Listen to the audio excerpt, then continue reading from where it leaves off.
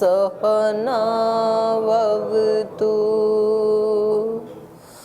सहनौ भुनक्तु सह वीर्यं करवावहै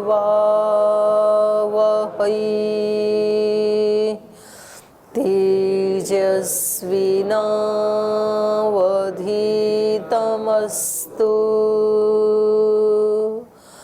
मा विद्विषावहै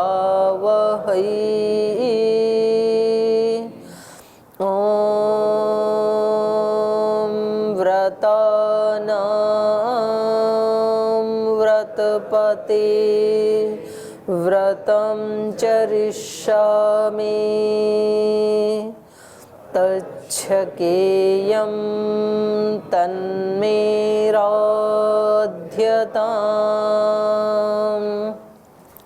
इदमहमनृतात् सत्यमुपैमि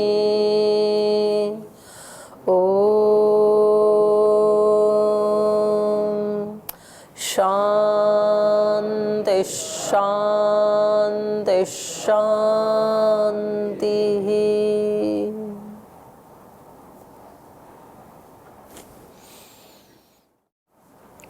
वाल्मीकि रामायण का अयोध्या कांड पढ़ रहे हैं हम। अयोध्या कांड का 51वां सर्ग। और इसमें क्योंकि महाराजा दशरथ परलोक गमन कर गए हैं और अयोध्या में राजगद्दी के ऊपर कोई राजा अभी विराजमान है नहीं, तो जहाँ कोई राजा नहीं होता है वहाँ पर क्या क्या दोष उत्पन्न हो सकते हैं वो सब विस्तार से इसमें वर्णन किया है 51वें सर्ग में। तो कल भी हमने पढ़ा था, वहाँ पर ना शारीरिक उन्नति होती है, ना सामाजिक उन्नति होती है, ना भौतिक उन्नति होती है, एक अनुशासन नहीं रहता है, चारों वर्ण आश्रम अपने अपने धर्म का निर्वहन नहीं कर पाते हैं, पुरुष महिलाएं, बड़ी उम्र वाले और कुमार कुमारियां, तो जितने भी लोग हैं और जो जो जिनके आयु के धर्म हैं या वर्ण आश्रम धर्म हैं, वो उन सब का ठीक से निर्वहन नहीं हो पाता है। सामाजिक व्यवस्थाएं भी ठीक से नहीं चलती हैं, आर्थिक व्यवस्थाएं ठीक से नहीं चलती हैं, निर्धनता आ जाती है राजा नहीं है तो, और बारिश आदि नहीं होती है। जो ब्राह्मण हैं वो यज्ञ याग आदि का अनुष्ठान नहीं कर पाते हैं, तो एक तरह से सारी ही व्यवस्था चरमरा जाती है बिना राजा के। इसलिए आजकल भी जहाँ कहीं उल्टा पुल्टा चल रहा हो तो फिर लोग बोलते हैं भाई अराजकता फैली हुई है। अराजकता का मतलब है जहाँ कोई राजा नहीं है। तो ये हम पढ़ रहे हैं। कल वाले पाठ से कोई प्रश्न है तो आप पूछ सकते हैं। पहले कोई प्रश्न है किसी का? ओम दीदी प्रणाम। जी। मेरा प्रश्न है कि जब किसी शरीर का देहांत होता है तो फिर उसके लिए मौन रखा जाता है, मौन श्रद्धांजलि दी जाती है, तो उसके पीछे का कारण मतलब क्या होता है कि क्यों ऐसे रखा जाता है? मौन श्रद्धांजलि दी जाती है मतलब 2 मिनट के लिए मौन रखते हैं, ऐसे क्या कहा जाता है कि उनके लिए 2 मिनट का मौन रखा जाए, तो वो मौन के पीछे मतलब क्या कारण होता है? तो हम अपनी सद्भावनाएं संप्रेषित करना चाहते हैं उस आत्मा के लिए, क्योंकि उन्होंने जीते जी या तो हमारा उपकार किया या तो लोक का उपकार किया, हमारा व्यक्तिगत भले ना किया हो। और वैसे भी जाने वाले के लिए एक ऐसा रिवाज है कि भले ही वो कैसा भी व्यक्ति है तो जाने के समय में उसके लिए सद्भावना ही अभिव्यक्त की जाती है कि वो आगे जहाँ कहीं भी जाएं तो उनको अच्छा स्थान मिले, अच्छी गति मिले। तो ऐसी अपनी भावनाएं दी जाती हैं उनको। रखते तो घर में भी थे, तो भी स्कूल वगैरह में जाते थे तो किसी का हो जाता था तो ऐसे रखवाया जाता था, तो हम रख भी लेते थे बात मान के, लेकिन उसके पीछे का कारण नहीं समझ आता था, बस कहा जाता था तो रख लेते थे। अभी समझ में आ गया? अभी समझ आ गया दीदी। तो आपको पक्का विश्वास है कि जो आप भेज रहे हो उसके पास पहुंच रहा है कि नहीं पहुंच रहा? हम अपने तरफ से तो भेज रहे हैं भावनापूर्वक, अब वो तो जाएगा ही, विश्वास नहीं, है। उसका मतलब कोई रिजल्ट भी है कि नहीं है? ऐसी एक परिपाटी चली आ रही है, अब गुरुजन जाने वाला तो गया, जी, तो वो कैसे आपकी भावनाएं उसके पास पहुंचेंगी? उतना तो सोचा नहीं कभी।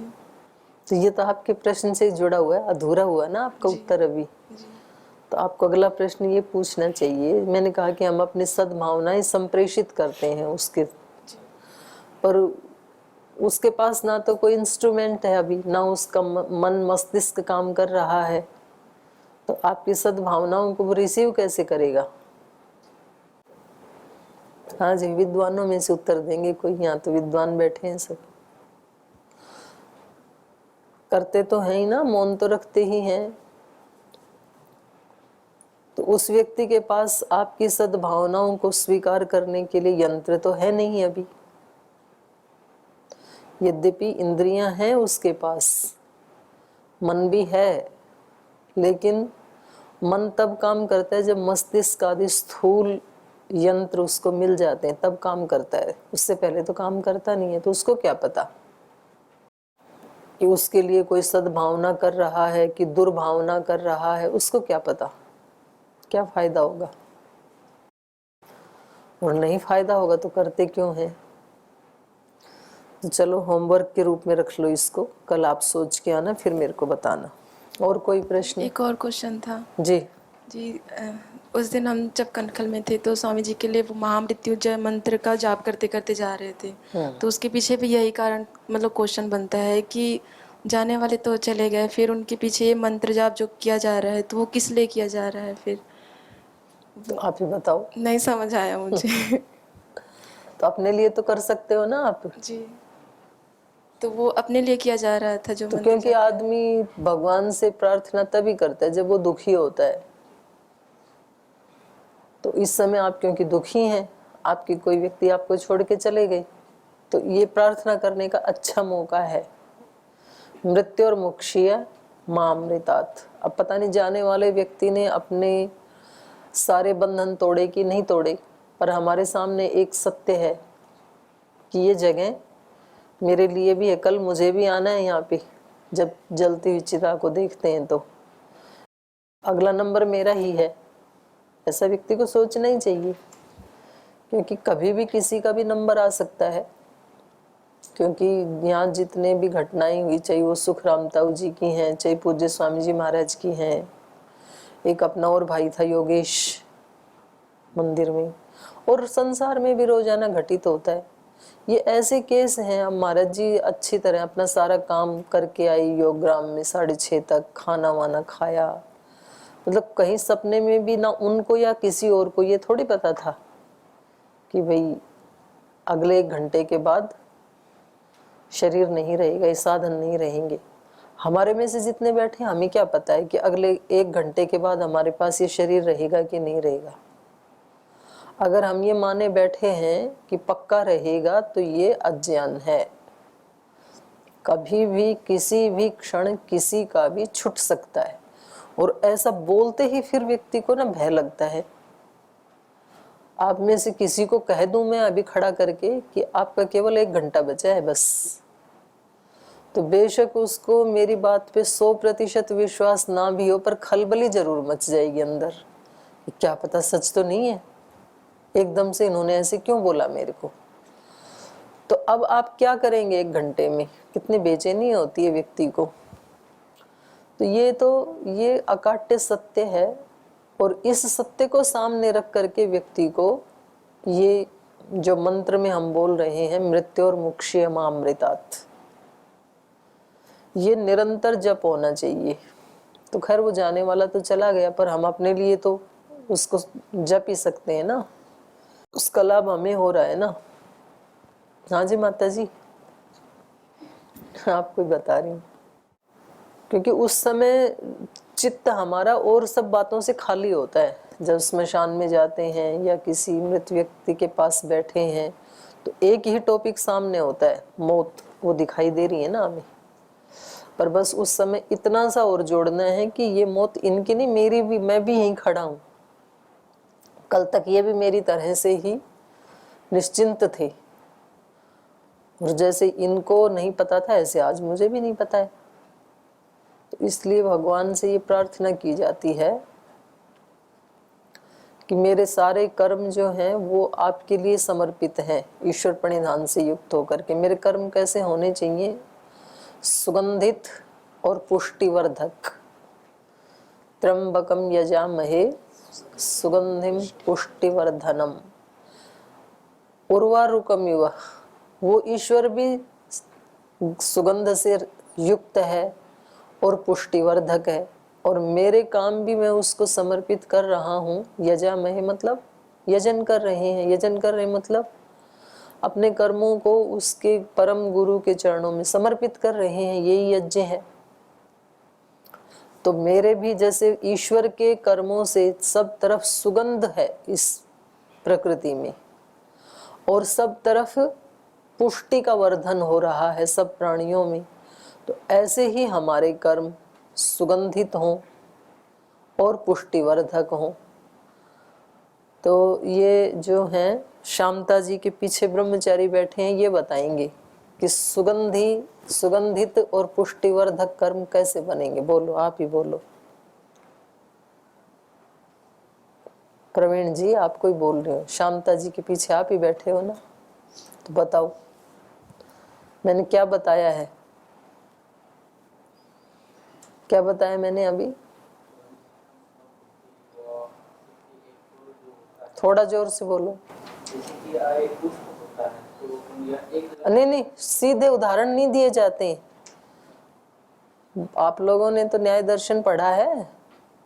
पहले प्रतिज्ञा की जाती है, फिर उसका हेतु दिया जाता है, तीसरे नंबर पे उदाहरण दिया जाता है। सीधी बात अपनी उदाहरण से शुरू नहीं की जाती है। तो मैंने क्या बताया है? क्योंकि आप लोग कहीं और थे इसलिए मैंने आपसे पूछा, क्लास में नहीं थे ना। तो इसलिए आपका ये जो अध्ययन वाला कर्म है ये ना तो सुगंधित बन पाएगा और ना ही पुष्टिवर्धक बन पाएगा। ये भी तो एक कर्म कर ही रहे हैं ना आप, इस कक्षा में बैठे हैं। तो हर कर्म कैसा होना चाहिए? सुगंध देने वाला। सुगंध देने वाला कौन सा कर्म हो सकता है? जैसे महाराज जी के कर्म है सुगंध देने वाले, तो सारे विश्व में सुगंध फैली ना योग की आज। तो कैसे करते हैं महाराज जी उसको? योग को कैसे करते हैं? पूर्ण तल्लीन होके करते हैं ना, कुछ भी बचा के नहीं रखते हैं। इसलिए उनको भी आनंद आता है और उनके आसपास बैठने वालों को भी आनंद आता है। तो हमारा पाठ पढ़ना कैसा होना चाहिए? हमारे को भी आनंद आना चाहिए पाठ पढ़ने में, और जो हमारे को देख रहा है उसको भी आनंद आना चाहिए। क्या डूबा हुआ है ब्रह्मचारी, क्या एकाग्रता है, क्या तल्लीनता है, चेहरे से ही पता लग जाता है। और मैं यहाँ बोल रही हूँ और कुछ अपने आपस में बातचीत करके हंस रहे हैं। तो ये कर्म फिर ना तो सुगंधित है और ना ही पुष्टिवर्धक है, क्योंकि आपके ज्ञान की पुष्टि नहीं होने वाली है, ज्ञान का वर्धन भी नहीं होने वाला है। फिर तो कर्म है एक, तो हमें जागरूक होना चाहिए कि हम यहाँ कक्षा में बैठे हैं, क्यों बैठे हैं, 1 घंटे में हम क्या क्या ले सकते हैं, इस कितना लाभ उठा सकते हैं 1 घंटे का। तब ये हमारा काम, पढ़ाई वाला कर्म सिद्धि देने वाला होगा। यही तो प्रार्थना की थी आपने पढ़ने से पहले। व्रतपते व्रतम चरिष्यामि तच्छकेयम तन्मे राध्यताम। राध्यताम का मतलब वही तो है, राध साध संसिद्धौ। और एक कर्म में यदि सिद्धि मिल गई तो समझ लो कि आप असत्य से सत्य की ओर चल रहे हैं। इदमहम अनृतात् सत्यम उपैमि। इस तरह से कर्म करते हुए, कैसे? व्रत लेकर के और व्रत का पालन करते हुए। जैसे महाराज जी ने व्रत लिया है योग का, तो उस व्रत को महाराज जी सर्वथा सर्वभावेन और देश काल परिस्थिति का कोई विशेष निर्णय किए बिना उस व्रत को निभाते हैं।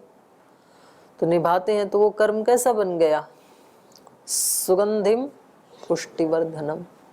उसकी सुगंध भी फैल रही है और कितने करोड़ों लोगों के लिए वो कर्म पुष्टिवर्धक भी हो गया। तो एक व्रत की तरह से उस कर्म को करते हैं। तो अपन ये कक्षा पढ़ रहे हैं तो अपने को जो अपन प्रार्थना बोलते हैं शुरू में, व्रतपते व्रतम चरिष्यामि, तो भगवान को सामने रख करके या गुरु को सामने रख करके तो हम ये प्रार्थना करते हैं कि आप व्रतों के स्वामी हैं। सारी सृष्टि में भगवान के व्रत ही दिखाई दे रहे हैं, रीत नियम व्रत। ऐसे ही हम अपने एक एक कर्म को व्रत समझ करके, अब जब आप किसी दिन कोई व्रत रखते हैं, अनुष्ठान रखते हैं, तो कितनी श्रद्धा से फिर उसका अनुष्ठान का आप पालन करते हैं। तो ऐसे ही ये कक्षा में पढ़ना भी हमारे लिए एक व्रत है। हम विद्यार्थी हैं तो हम इस बृहस्पति देव की, सरस्वती माता की उपासना व्रत पूर्वक तो करनी चाहिए ना हमें। तो 1 घंटा यदि व्रत का पालन किया आपने तो ये आपका कर्म सुगंधिदायक भी होगा और पुष्टिवर्धक भी होगा, दूसरों को भी अच्छा लगेगा और अपने को भी खुशी मिलेगी उससे। और यही रास्ता है अमृत से सत्य को प्राप्त करने का। ईश्वर प्रणिधान बताया इसी बात को योग दर्शन में। ईश्वर प्रणिधान का मतलब क्या है? सभी कर्म उस परम गुरु के चरणों में समर्पित करना। तो सभी कर्मों में ये पढ़ाई वाला कर्म भी आता है कि नहीं आता है? ये भी आता है। सुबह योग करने वाला कर्म भी आता है कि नहीं? यज्ञ में जाने वाला कर्म भी उसमें आता है कि नहीं? सब कर्म का मतलब तो सब कर्म हो गए ना। तो आपका यहाँ बैठना भी एक क्रिया है, सुनना भी एक क्रिया है पाठ में। तो आपका सुनना और आपका बैठना और आपका एकाग्र होना, तो 3 कर्म हो गए आपके। तो ये तीनों कर्म आपके ईश्वर प्रणिधान से यदि युक्त होंगे या व्रत से युक्त होंगे तो यही कर्म आपके सुगंधिम पुष्टिवर्धनम बन जाएंगे। यही तरीका है जब आप बंधनों से कैसे छूट जाएंगे। उर्वारुकमेव, खरबूजे की तरह, पता भी नहीं चलता खरबूजे को कब छूट गया। और ना बेल को कोई कष्ट नहीं होता है, दोष हमारे से कब छूट गए ये हमें पता भी नहीं चलेगा। और अभी तो खींचातानी चल रही है कि नींद आती है, नींद को हटाऊं कैसे। शीर्षासन होता नहीं है, शीर्षासन करूं कैसे, या और कोई आसन नहीं होता है। तो कितनी संघर्ष चलता है ना। अष्टदय याद होती नहीं, अष्टदय याद करूं कैसे। दर्शन याद होते नहीं है, दर्शन याद करूं कैसे। प्रमाद छूटता नहीं है, प्रमाद को छोड़ूं कैसे। ये भी प्रमाद ही है।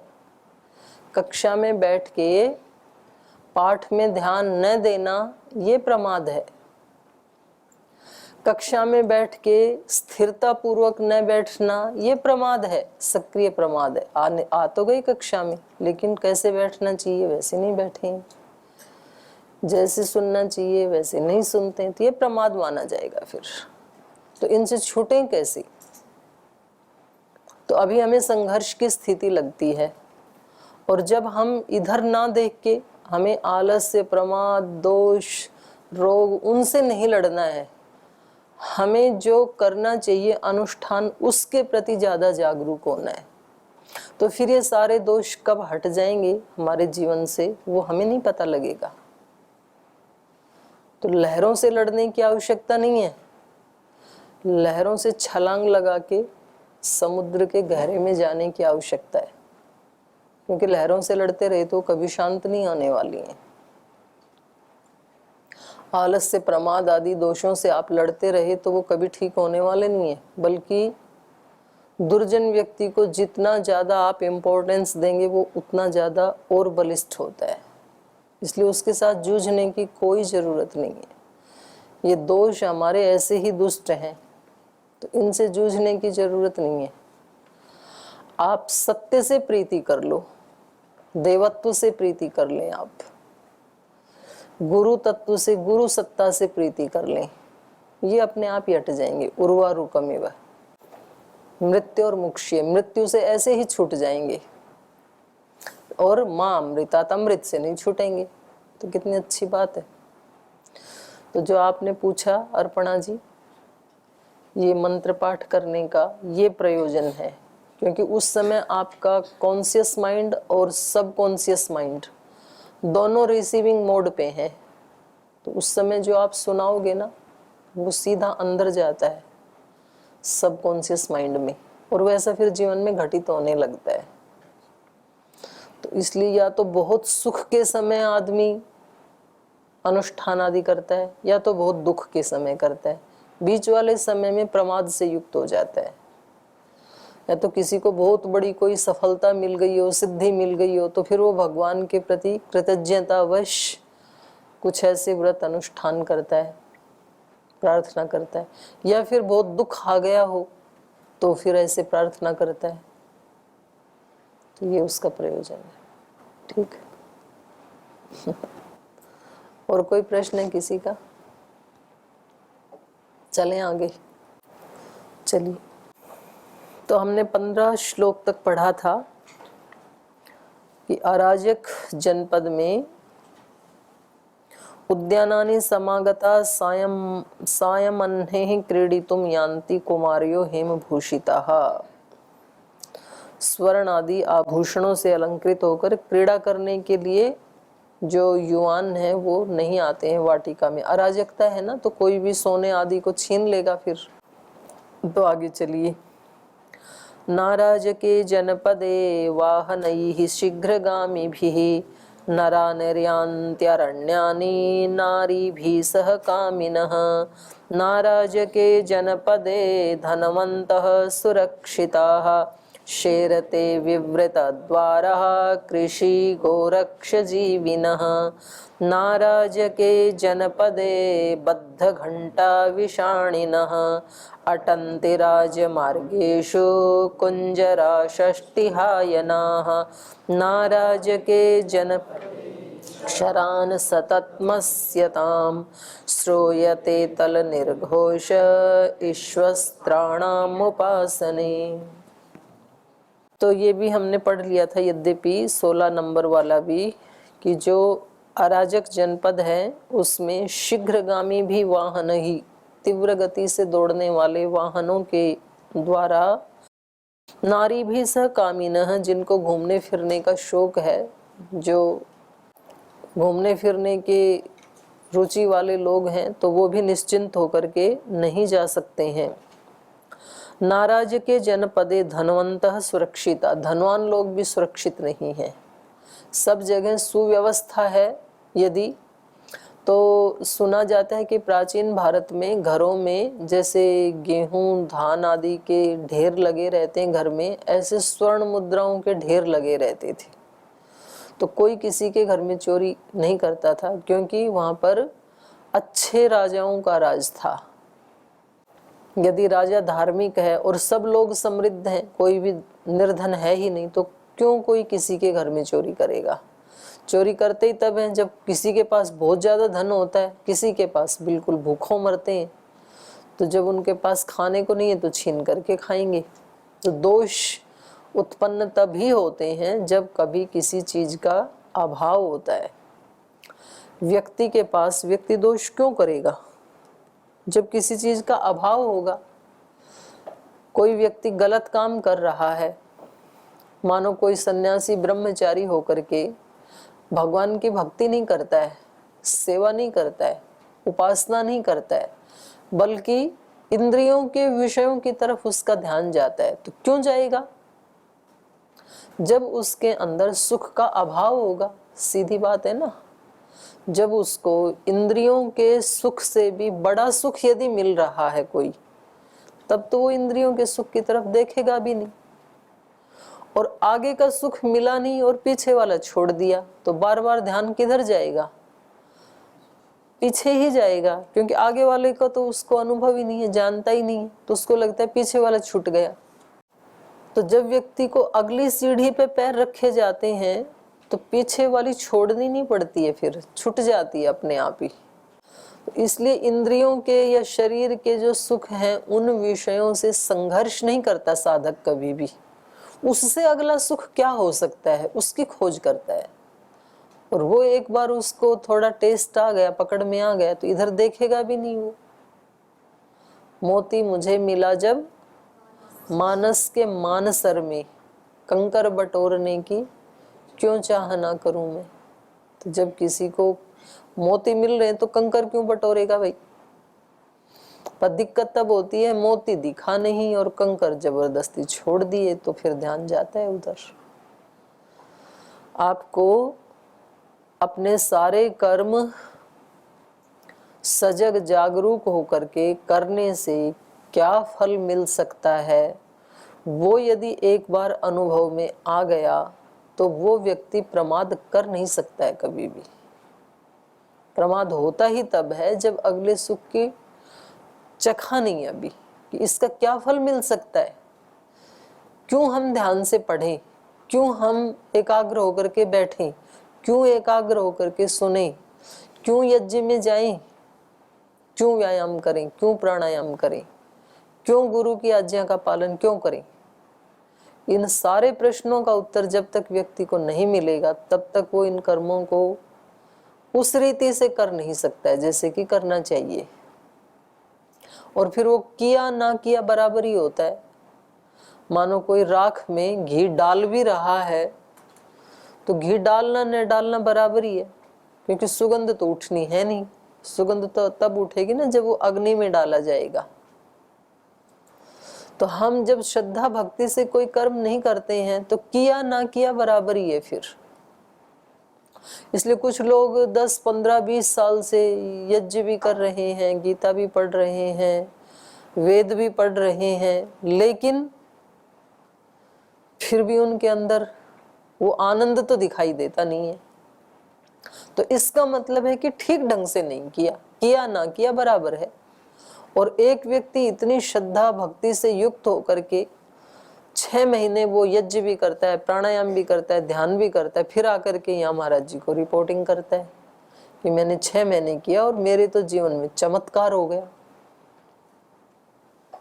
एक रोग के लिए शुरू किया था और 50 फायदे और हो गए, शारीरिक भी हो गए, मानसिक हो गए, आध्यात्मिक हो गए, जीवन खुशियों से भर गया, उत्साह से भरा हुआ है। तो अब ये व्यक्ति नहीं छोड़ सकता है इस जीवन की विधा को। और जो मरे मरे मन से लाठी से हाँक के ले जाए जाते हैं और वो उस कर्म को कर रहे हैं, वो मौका लगते ही छोड़ देंगे, क्योंकि उन्होंने उसके फल को अभी जाना नहीं है। तो हमें कोशिश ये करनी चाहिए कि इसका क्या फल है, हम ये क्यों करें, वो फिर समझ में आए तब आनंद आता है करने में। फिर महाराज जी आगे आगे क्यों बढ़ते जा रहे हैं योग में। कोई उनसे पूछे भाई इतने ज्यादा, कभी तो सो भी नहीं पाते हैं, कभी खा भी नहीं पाते हैं, तो क्यों कर रहे हैं ऐसे। आनंद आ रहा है अगले व्यक्ति को, नहीं तो एक दिन भी ना करे, बिना खाना खाए खाना छूट सकता है लेकिन रोगियों से मिलना नहीं छूटता है। सोना छूट सकता है लेकिन सुबह का योग नहीं छूट सकता है। तो कोई पूछे कि सो लेते 2 घंटे, रात को 2 बजे 3 बजे तक जग रहे थे, तो कोई आपके सैकड़ों ब्रह्मचारी हैं, सन्यासी हैं, वो ले लेते शिविर तो ले लेते, पर उन वाला आनंद उनको कैसे मिलता। तो इसलिए कर रहे हैं। तो हमें हमारे कर्मों में जो हम कर रहे हैं उसमें आनंद आना चाहिए, और नहीं आ रहा है तो हमें खोजना चाहिए क्यों नहीं आ रहा है। इतने अच्छे कर्म है, इसमें आनंद क्यों नहीं आ रहा है, बोरिंग क्यों लग रहा है। ये व्यक्ति को खुद सोचना चाहिए।